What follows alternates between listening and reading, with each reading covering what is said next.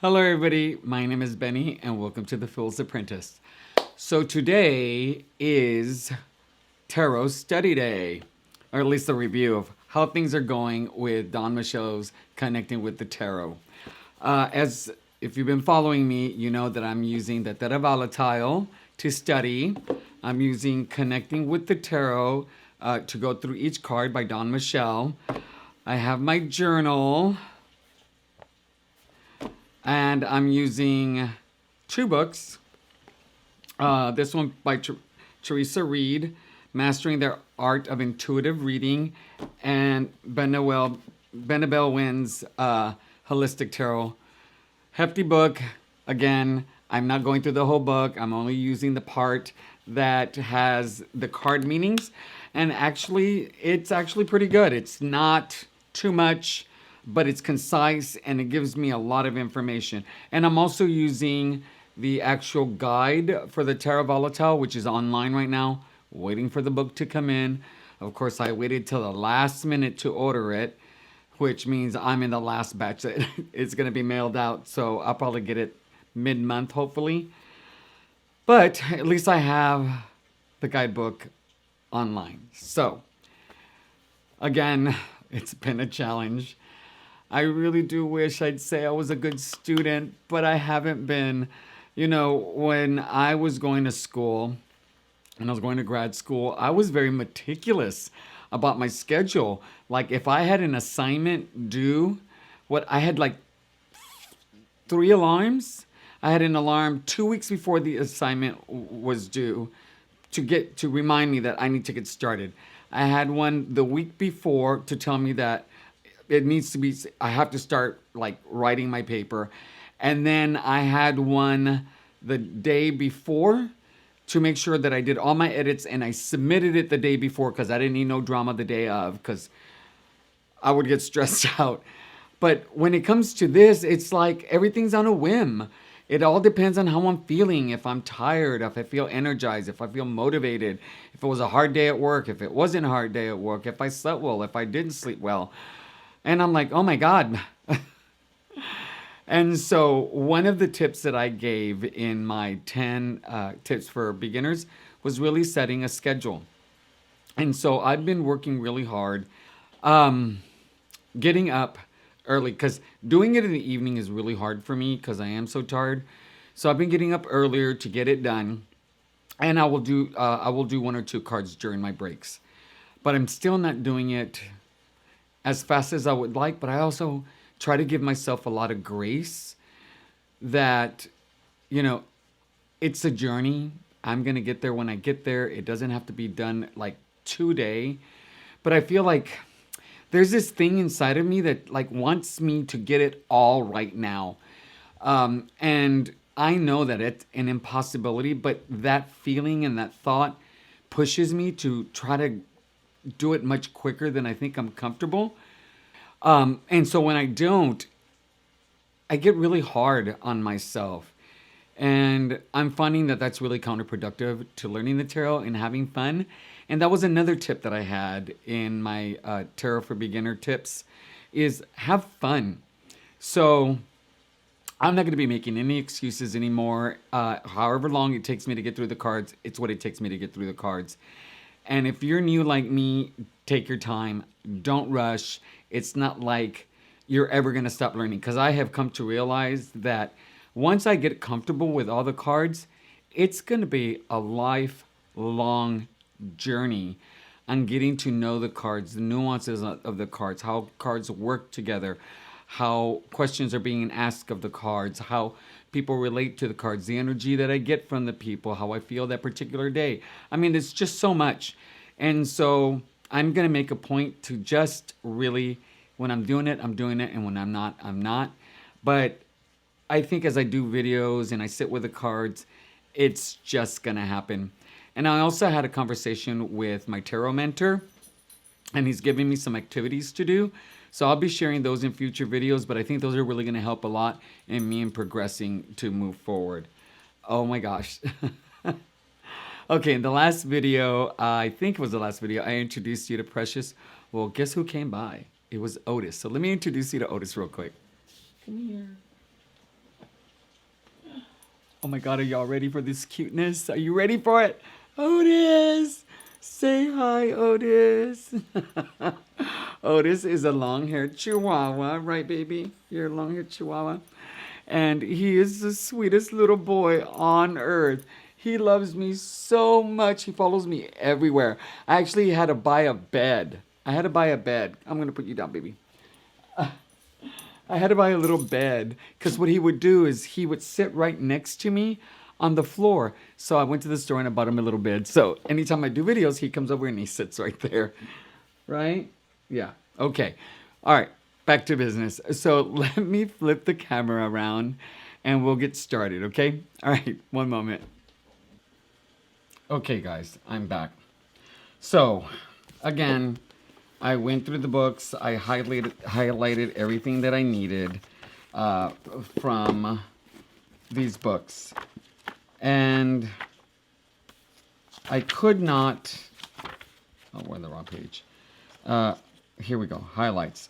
And like last time, some pages I ended up highlighting a lot. Other pages I did not. But I really just pulled what I needed, what resonated with me.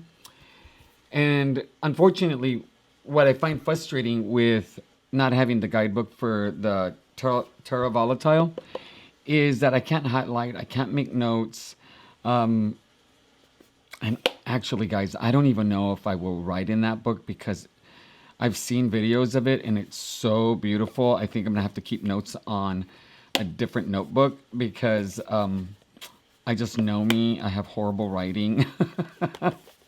And I make mistakes, and the last thing I need is to make a mess of this beautiful book that's going to be coming in. So, again, we're using Dawn Michelle's Connecting with the Tarot, a guide for bonding with your deck. Now, connecting with your tarot and bonding with your deck.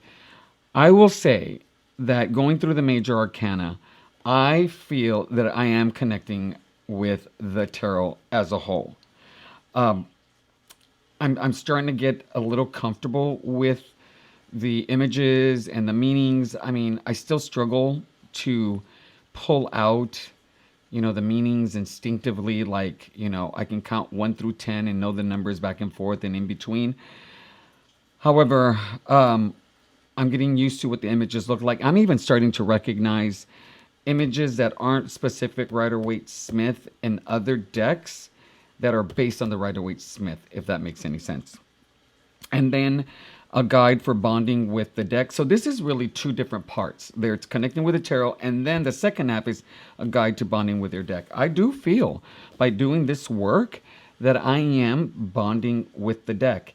So that I didn't even make that correlation when I first started working with this book, was that there's 2 parts. So let's start with... All right, so I did all this work, and as you can see, I made a mistake, which really, really bugs me a lot. And I just had a pair of reading glasses. What happened to them? Oh my gosh. Where are my reading glasses? I looked at on top of my head. Not on my desk. Okay, guys, I will be right back. I gotta go get these reading glasses. I'm so old. Oh, here they are. They're on my desk. I am much older than I thought. Okay, so as you can see, I have made some errors. But again, I like having different colors. I wish I could like decorate and make flowers and little beautiful men and faces or know how to use stickers to make it look beautiful, but that's just not me. I don't have that gene. Okay, so we ended up finishing on the wheel at my last video, and one of the things that I had talked about was really the challenges that I faced with some questions that felt really difficult to kind of pinpoint because they felt so broad. The concepts were, I know the words, but put in the sentence in a particular way, all of a sudden I had to really seriously contemplate the question and sit with it and ask myself, do I understand the question? Do I understand what it's asking me? And so, for an example, one of them is on the death card. What internal energies might this devil represent? And I was like, well, internal energies. Okay. So internal is within, either my mind, my spirit, my soul, my body. What does she mean by energies? And so does that mean like anxiety? Does that mean like, you know, enthusiasm? I mean, and so I had to just really sit with it. Might this devil represent? What internal energies might? So I started thinking that maybe it was, oh my God, I just had it in the tip of my tongue. Intentions, like what intentions are within in me? Are they good intentions? Are they not good intentions? Are they impulses that might be coming up? So I had to really start delving in and start thinking like free form thinking, just letting whatever came through my mind to finally kind of pinpoint this. And it took, with this particular question, it took a bit. And it really helps that I have these words. Now, remember, I have 3 sources that I'm using. And these are the words that kind of resonated with me: endings, transition, transformation, release, and new beginnings. And new beginnings was really, really interesting for me because it just, because of the full being new beginnings, it didn't correlate very well for me until all of a sudden I just came to realize, like, with an ending, a new beginning occurs. So let's say literal death. If you believe in the afterlife, or if you believe in anything after death, you know, when you die, a new beginning happens for you.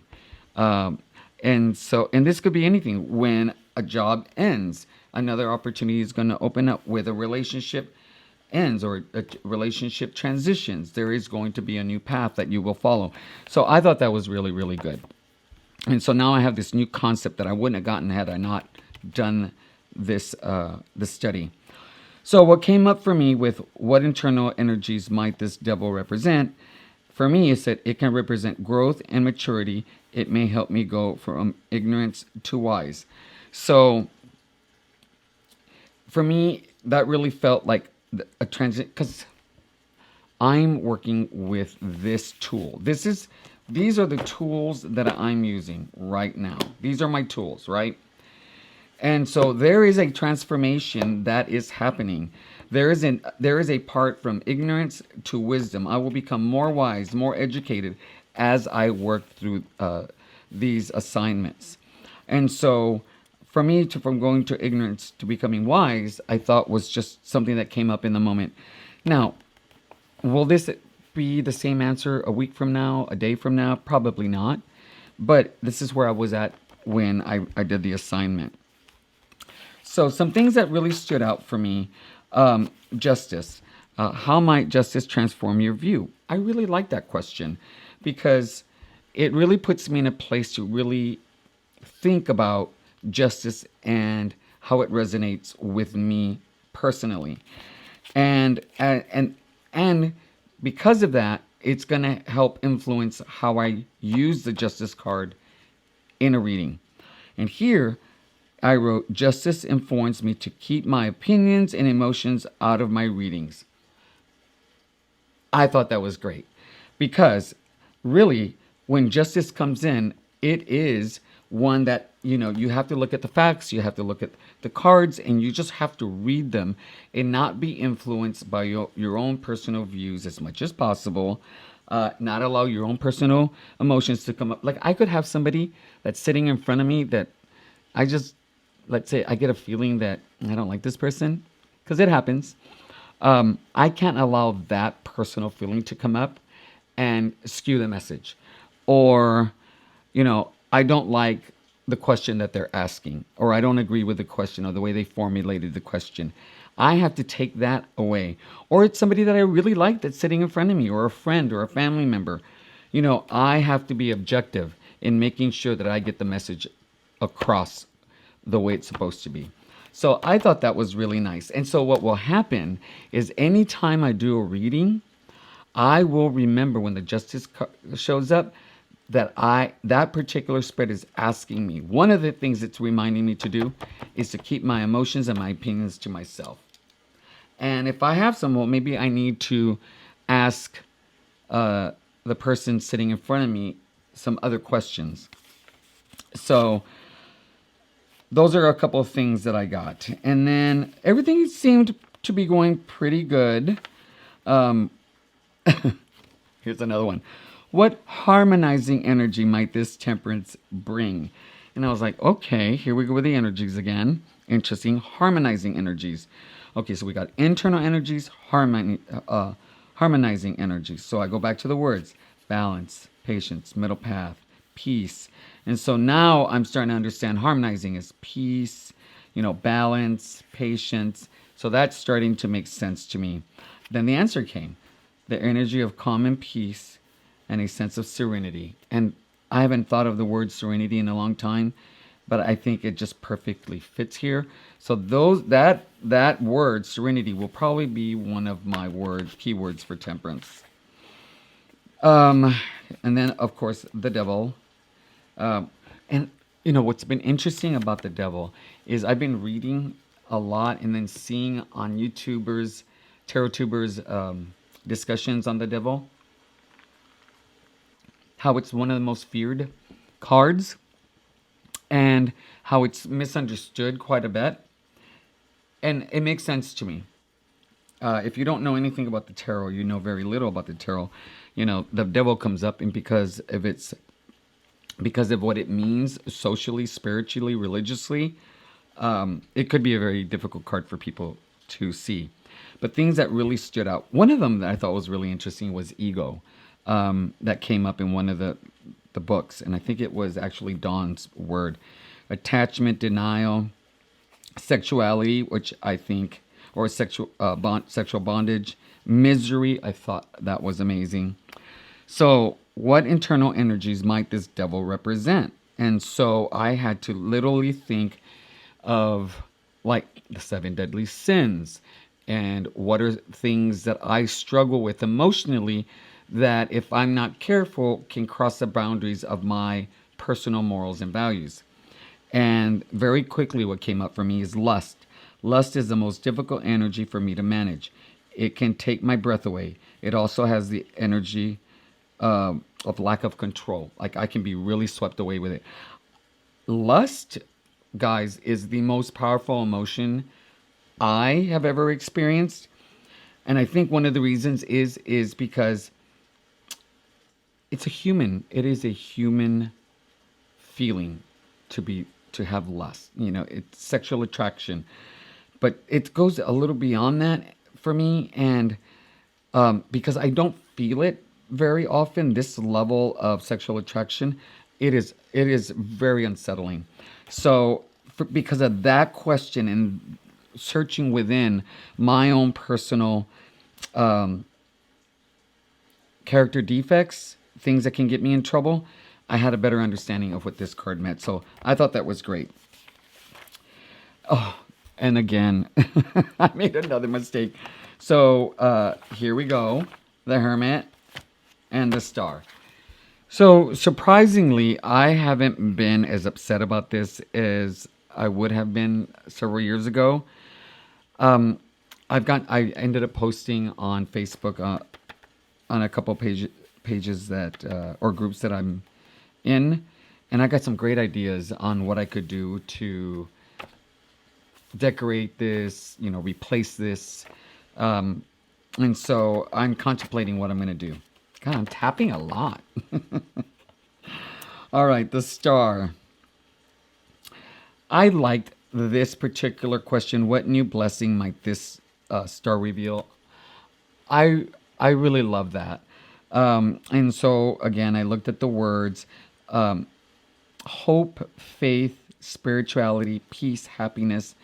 Those all really helped me very, very easily come up with what new blessing might this star reveal? It broadening my life's purpose. Like I know my life's purpose. It's taken me a long time to figure it out, and I am doing what I'm supposed to do in my life, and it is so self fulfilling that it's one of the reasons I really love my life the way I do, and why I think I'm one of the happiest people I know. And I know that sounds a little over the top, but it's true. And it just never dawned on me that it could get bigger. And so realizing just the idea of realizing that it could broaden my life's purpose was in itself a blessing, that this question was asked with the star. So that's how I got that. Okay, so now I have two, right? So let's see what this is all about, because I don't remember. So the moon, what mysteries might the moon illuminate? Okay. What mysteries? Well, I don't know. Like, are we talking about me? Are we talking about life? Are we talking about my life? Are we talking about the tarot deck? And then I was like, okay, Ben, you're thinking too much. What is your intuition telling you? So what I did is I sat down and I settled myself and I took some breaths. I repeated the question. I just allowed my mind to take me where it wanted to take me. And it said it can illuminate internal barriers to goals I want to accomplish. It can also show me where denial is playing a part in my life. And I was like, wow.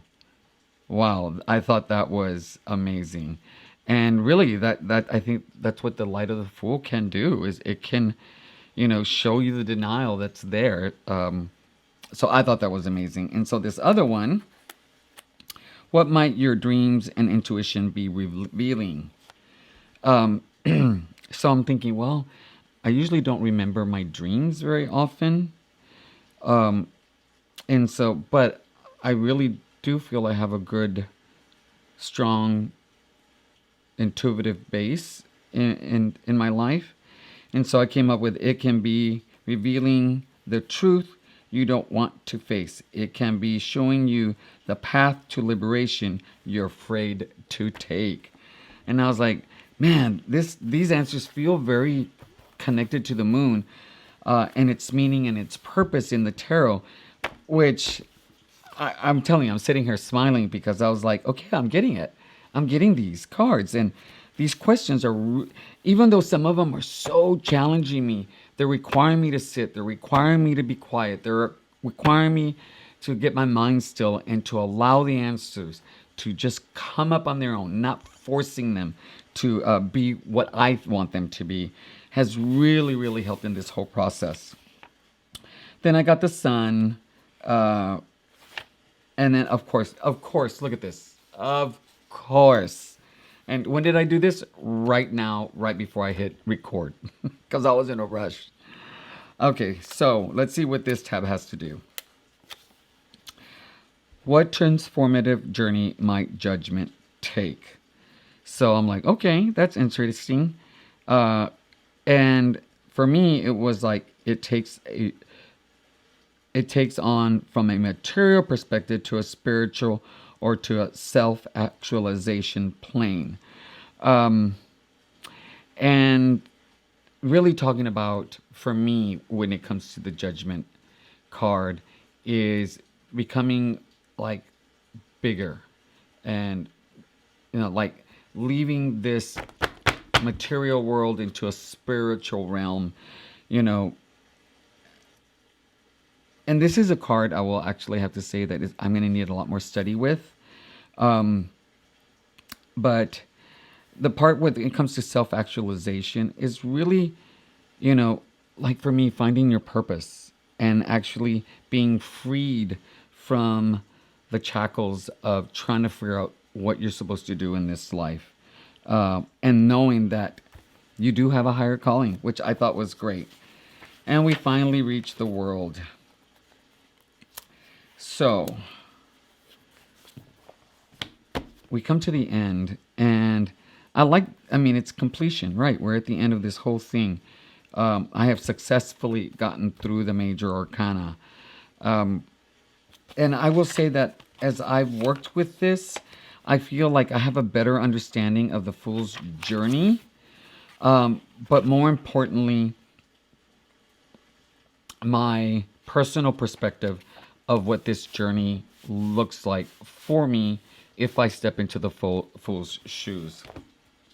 I was gonna show you all the cards as I went, but as you can, this deck is so beautiful. I just love it so much, and and one of the things also, I had the cards out for each page, and really would just sit and look at it and allowed whatever came up came up.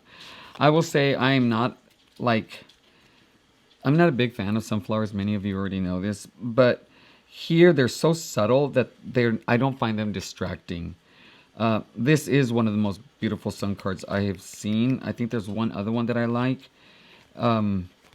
but there is just so much energy within this deck. All right, guys. Well, I really appreciate y'all taking the time to sit with me. Let's see what's next. So next is, we got, okay, meeting the minors. So I got to read that. So the swords are next.